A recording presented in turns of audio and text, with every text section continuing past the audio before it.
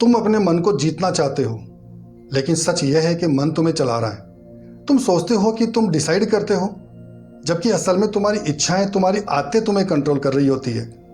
गीता में श्री कृष्ण ने साफ कहा है, निसंदेह इस मन को वश में करना बहुत मुश्किल है, परंतु असंभव नहीं। वैराग्य और अभ्यास से इसको वश में किया जा सकता है, लेकिन यही सबसे बड़ी गलती हो जाती है।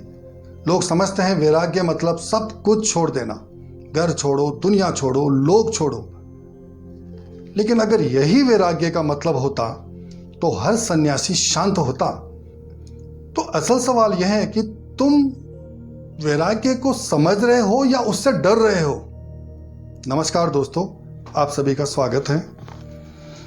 दोस्तों, मन को जीतने के विज्ञान में ये हमारा पहला कदम है वैराग्य। वैराग्य को समझने से पहले ये समझते हैं कि मन को जीतना क्यों जरूरी है। दोस्तों, गीता में कहा है कि जिस व्यक्ति का मन उसके वश में नहीं है, वो मन ही उस व्यक्ति का सबसे बड़ा शत्रु होता है, और जिस व्यक्ति का मन उसके वश में है, वही मन उस व्यक्ति का सबसे बड़ा मित्र भी होता है। तो हमारा सबसे बड़ा शत्रु या सबसे बड़ा मित्र बाहर नहीं है, बल्कि हमारे अंदर ही है। अब समझते हैं वैराग्य का असली मतलब। दोस्तों, वैराग्य का असली मतलब होता है इस दुनिया के पदार्थों की, सुख की, शरीर की, धन, पुत्र, स्त्री आदि जितने भी भौतिक पदार्थ है, इन सभी की अनित्यता को समझना। यानी कि ये सब अस्थायी है, ये सब एक न एक दिन समय पाकर नाशवान हो जाएगी। दोस्तों, इनकी अनित्यता को समझना ही वैराग्य को समझना है। और जब हम वैराग्य को समझ लेते हैं तो इससे होगा क्या कि हमारी जो विषय पदार्थों की तरफ जो अटैचमेंट है, आसक्ति है, जो मोह है, वह टूटने लगेगा। और दोस्तों, आपको याद होगा कि मोह को टूटने को ही हम क्या कहते हैं? मोक्ष। दोस्तों, आगे बढ़ने से पहले मैं एक चेतावनी देना चाहता हूं कि आप में से जो लोग इस वीडियो को देख रहे हैं या सुन रहे हैं, अगर उन्होंने मेरा पिछला वीडियो जीवन का उद्देश्य, धर्म, अर्थ, काम, मोक्ष वाला वीडियो नहीं देखा, तो वो इस वीडियो को इसी समय स्किप कर देवे, छोड़ देवे। पहले उस वीडियो को देखें, उसके बाद ही इस वीडियो को देखें। दोस्तों, मैं ऐसा क्यों कह रहा हूं? क्योंकि अगर धर्म, अर्थ, काम, मोक्ष को नहीं समझा और सीधा इस वैराग्य वाले वीडियो को देख लिया, तो दोस्तों अर्थ का अनर्थ हो सकता है, और ऐसे किसी भी प्रकार के अनर्थ की जिम्मेदारी हमारी या इस चैनल की बिल्कुल भी नहीं होगी। तो आगे बढ़ते हैं दोस्तों। अब दोस्तों, बात चल रही थी दुनिया के पदार्थों की अनित्यता की। दोस्तों, सब हमें दिखता है, लेकिन हमारा ध्यान नहीं जाता है। मैं आपको कुछ चीजों की तरफ ध्यान दिलाऊंगा। ज्यादातर लोग धन के पीछे भाग रहे हैं और जीवन में असंतुलन पैदा कर रहे हैं। दोस्तों, शास्त्रों में इस धन की बहुत निंदा की गई है। देखिए, यहाँ पर मैं एक फिर से क्लियर कर देना चाहता हूँ कि हमारे जीवन में किसी भी चीज़ की जो ज़रूरत होती है वो दो प्रकार से होती है। एक होती है नीड और एक होती है डिज़ायर। जब तक आवश्यकता है, हमारा कर्तव्य कर्म कहता है धर्म, अर्थ, काम, मोक्ष, तब तक कहीं कोई बंधन नहीं है। लेकिन जैसे ही लोभ, लालच, डिज़ायर बढ़ती है, तो फिर यही चीज़ें बंधन का कारण हो जाती है। तो मैं इन चीज़ों की नश्वरता या इनकी नकारात्मकता की तरफ जो ध्यान दिला रहा हूँ, उसको आप इसी संदर्भ में समझे, अन्यथा न लेवे।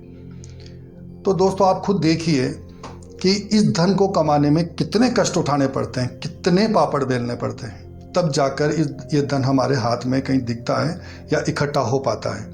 तो आपने देखा कि कमाने में ही बहुत कष्ट होता है, और जैसे तैसे करके हमने इस धन को कमा लिया, जोड़ लिया, तो फिर हमें इसकी सुरक्षा की चिंता सताती है, हमें इसको बढ़ाने की चिंता सताती है।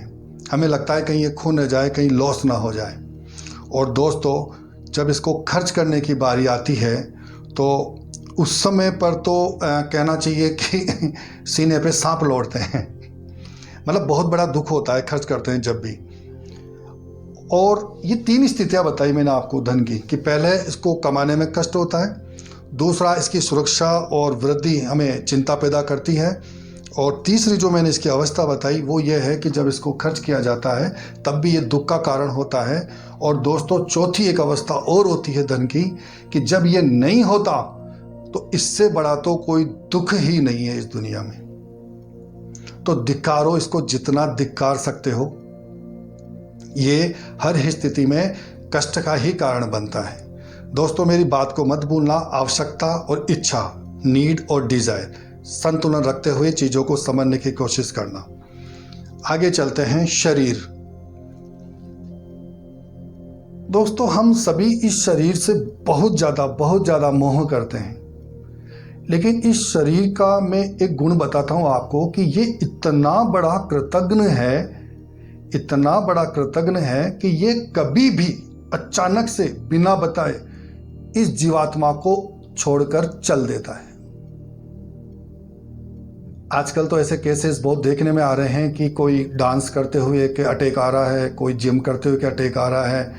काफ़ी हम लोग देखते हैं, बहुत सारे केसेस बढ़ रहे हैं। कम एज वालों के भी ऐसा हो रहा है। तो ये जो शरीर है ये इतना बड़ा कृतज्ञ है कि ये जीवात्मा को कभी भी अचानक से छोड़ देता है। और देखो आप, जितने भी रोग है, कष्ट है, उन सबका तो ये आश्रय स्थान है। जैसे किसी घने वृक्ष पे जो पक्षी वगैरह हैं, जो चिड़िया वगैरह, वो अपना आश्रय लेती है, घोंसला बनाती है, रहती है। ऐसे ही ये जो रोग है, कष्ट है, पीड़ाएं हैं, इनका तो ये आश्रय स्थल है शरीर। अब बात करते हैं इसकी आयु की। संतों ने इस शरीर की आयु की तुलना पानी के बुलबुले के समान की है दोस्तों। और दोस्तों, नासमझी में तो हम भी ये सोचते थे कि यार पानी के बुलबुले की तुलना शरीर की आयु से कैसे। पानी का बुलबुला तो कुछ सेकंड्स का होता है।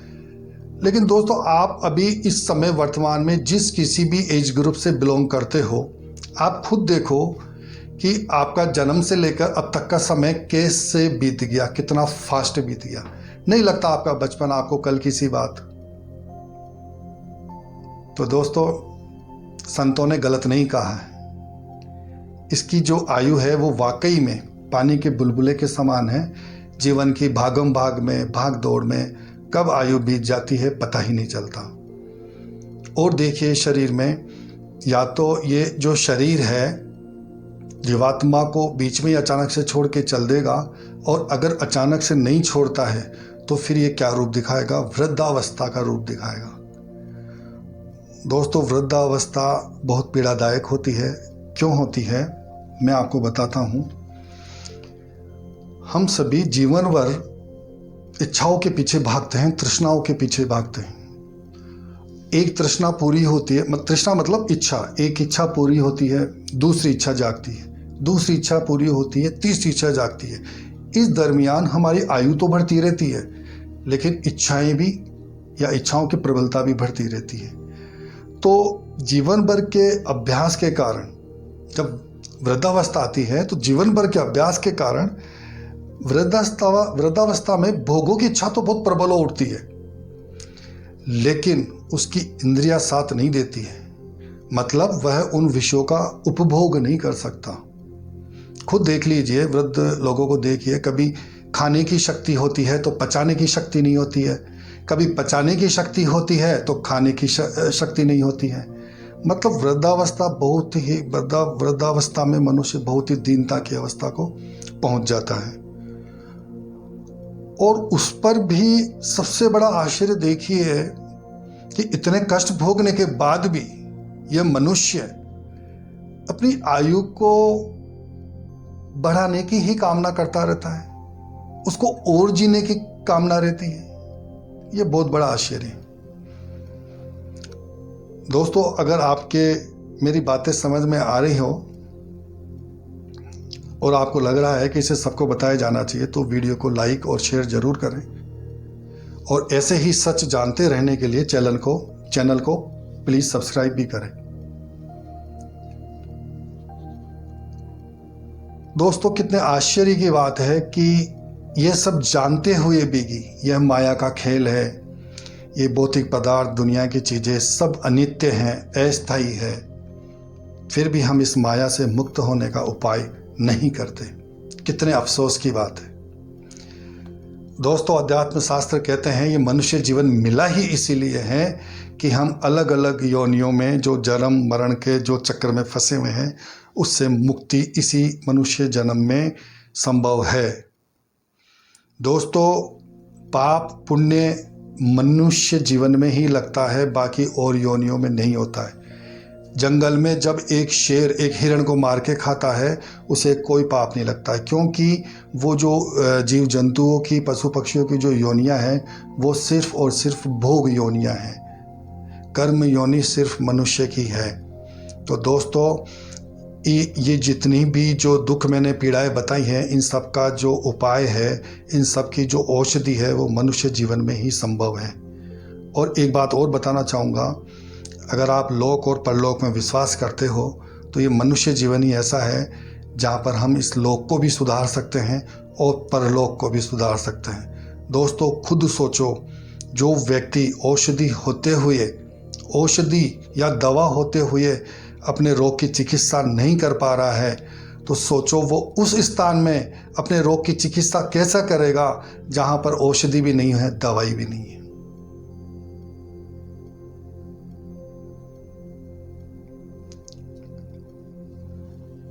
दोस्तों, जिस दिन तुम्हारे चित्त में या सबकॉन्शियस माइंड में इस दुनिया की और इस दुनिया के पदार्थों की नश्वरता दृढ़ रूप से बैठ जाएगी, प्रबलता से बैठ जाएगी, उसी दिन से तुम में वैराग्य शुरू हो जाएगा। लेकिन यहां एक रहस्य और है, सिर्फ वैराग्य होने से मन शांत नहीं होगा, क्योंकि खालीपन भी कभी कभी बेचैनी बन जाता है। तो फिर सवाल यह है, अब यह सवाल उठता है कि असली शांति कहां है। यहीं से शुरू होता है हमारा अगला कदम, जिसको हम आगे जाकर समझेंगे। धन्यवाद दोस्तों, नमस्कार।